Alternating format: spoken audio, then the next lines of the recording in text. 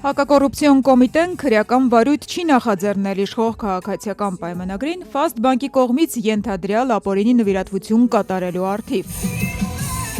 Անցած ամիս խաղաղության ձայնը երաժշտական փառատոնի երկու համերգներ կազմակերպվեցին Գյումրիում և Երևանում։ Համերգի հովանավորն էր Ֆաստ բանկը, որի սեփականատերերն են Վահե և Վիգեն Բադալյանները, որ առավել հայտնի են Վիվարո բուքմեյքերական ընկերությամբ։ Վերջիններս ջերմ հարաբերություններ ունեն Ազգային ժողովի նախագահ Ալեն Սիմոնյանի հետ։ 2021-ին իշխող ուժի պատգամավորներ Հրաչյա Հակոբյանն ու Էդուարդ Աղաջանյանը հենց Վիգեն Բադալյանի բիզնես դասի օդանավով էին մեկնել համատեղ հանգստի հունական Միկոնոս կղզի։ Վահե Բադալյանն էլ վերջերս մասնակցում էր Նիկոլ Փաշինյանի հետ գործարարների հանդիպմանը։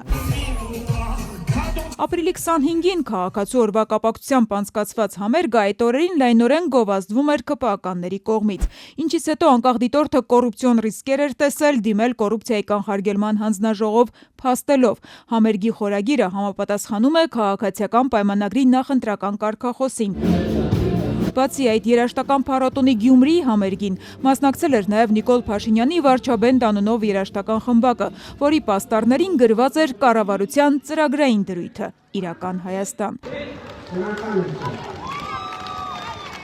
Դիտորդները պնդել էին, երաժշտական այս փառատոնը կարելի է ընկալել որպես բնեղենով նվիրատվություն կուսակցությանը, քաղաքացիական պայմանագրին։ Իրավական երկրորդ վիճահարույց դրվագն այն էր, որ իրավաբանական անձինք ըստ կուսակցությունների մասին օրենքի իրավունք չունեն նվիրատվություն կատարել քաղաքական ուժերին, այնինչ խաղաղության ձայնը փառատոնի հովանավորների մեջ Ֆաստ բանկը նշվում է հենց որպես իրավաբանական անձ հովանավոր։ Բացի այդ, օրենսդրությունն արգելում է տարվա ընթացքում մեկ անձից ստանալ 10 միլիոն դրամը գերազանցող նվիրատվություններ, այնինչ ենթադրաբար համերգի ծախսերը անգամներով կարող էին գերազանցել 10 միլիոն դրամը։ Համերգի կազմակերպիչը Dominio Production-ի տնօրեն Աշոտ Առաքելյանը հրաժարվել էր ասել, թե որքան գումար է ծախսվել դրա համար։ Հակակոռուպցիոն կոմիտեն բնեղենով ենթադրյալ ապօրինի նվիրատվություն կատարելու դեպքով վարույթ չհարուցելը հիմնավորել է նրանով, որ ապօրինի նվիրատվության վերաբերյալ հաղորդում չեն ստացել։ Մինչդեռ օրենքով քննիչը կարող է վարույթ նախաձեռնել, եթե զանգվածային լրատվության միջոցներում առերևույթ հանցանքի մասին տեղեկություններ են եղել։ Անկախ դիտորդը ՔՊ-ի ենթադրյալ ապօրինի ֆինանսավորման վերաբերյալ այս դեպքի հարցով սակայն դիմել է ոչ թե հակակոռուպցիոն կոմիտե, այլ կոռուպցիայի կանխարգելման հանձնաժողով, որը քննչական մարմին չէ, չունի օպերատիվ հետախուզական գործիքներ։ Հանձնաժողովը միաժամանակ կարող է սեփական վարույթը նախաձեռնել և դիմել իրավապահներին կամ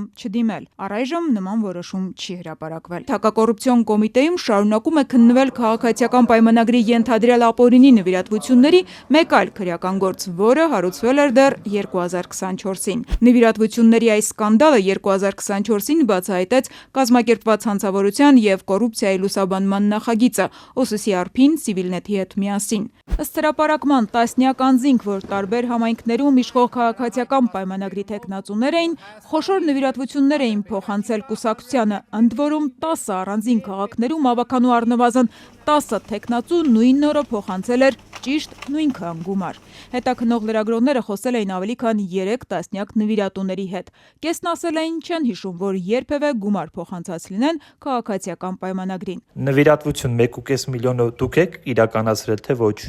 Չէ, սխալվում եք։ Չէ, կարող է այդպիսի տվյալ լինել, որովհետև ես այդպիսի գումարներ չեմ ունեցել և չէի կարող փոխանցել։ Երկրորդ տարին է այս վարույթը դեռ նախաքննության փուլում է։ Հակակոռուպցիոն կոմիտեն մեղադրյալների մասին տեղեկություններ շարունակում է չտրամադրել, ինչպես նաև չմանրամասնել այս գործով ինչ քննչական գործողություններ են եղել և կան արդյոք նշանակված փորձաքննություններ։ Նույն թեմայի շրջանակում կար նաև մեկ այլ քրեական վարույթ իշխող կուսակցության օգտին խոշոր չափերով ապօրինի նվիրատվություն ներգրավելու հատկանիշներով։ Անցած սեպտեմբերին սակայն հայտնի դարձավ, որ այդ գործը կարճվել է։